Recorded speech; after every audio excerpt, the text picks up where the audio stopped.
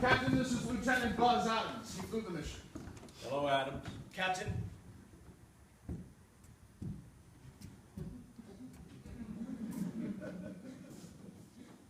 One man like you in an outfit is like a rotten apple in a barrel.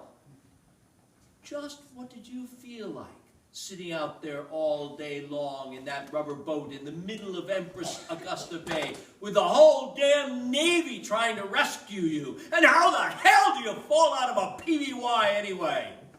Well, sir, the Jap anti-aircraft busted a hole in the side of the plane and I fell through. The wind just sucked me out.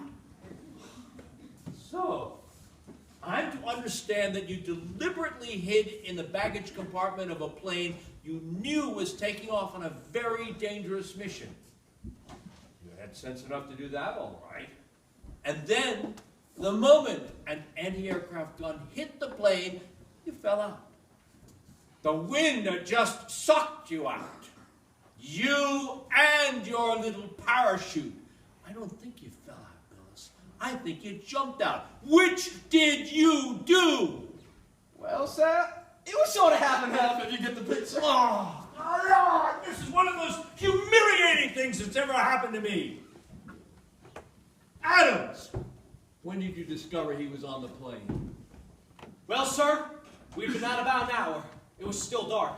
We were flying above Marie Louise when the Jap anti-aircraft spotted us and made that hit.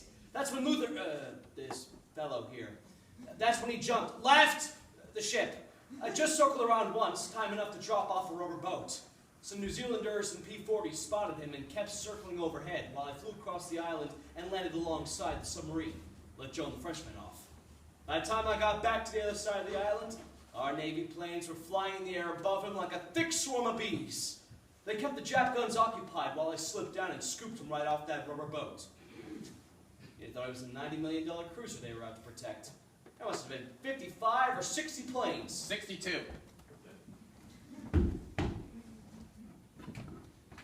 Not far off, Adams. Commander Harbison informs me that this little thing cost the Navy $600,000. What the hell are you so happy about? Sir, I was just thinking about my uncle. Remember my uncle I was telling you about? He used to tell my old man I'd never be worth a dime. Him and his lousy slot machine. Why the hell did you do this thing anyway, Phyllis? What could make a man want to do a thing like this? Well, sir, a fella has to keep moving around and you start to feel held down. When you're itching to take a trip to pick up a few souvenirs, you gotta kind of hone in, if you get the picture. How did you know about it? I didn't know about it exactly until I heard Lieutenant Cable talking to that fellow in the back. Then I knew something was in the air. A project. That's what I like, Captain. Projects. Don't you?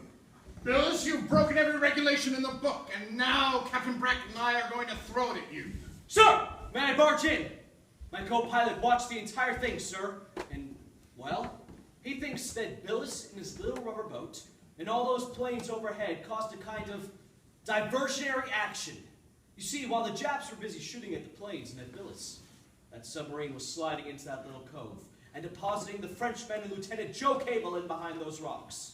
What the hell do you want me to do? Give this guy a Bronze Star? I don't need a Bronze Star, Captain. I could use a little freedom. A little room to swing around in, if you know what I mean. If you get the picture. Get out of here. Get the hell out of here! Yes, sir!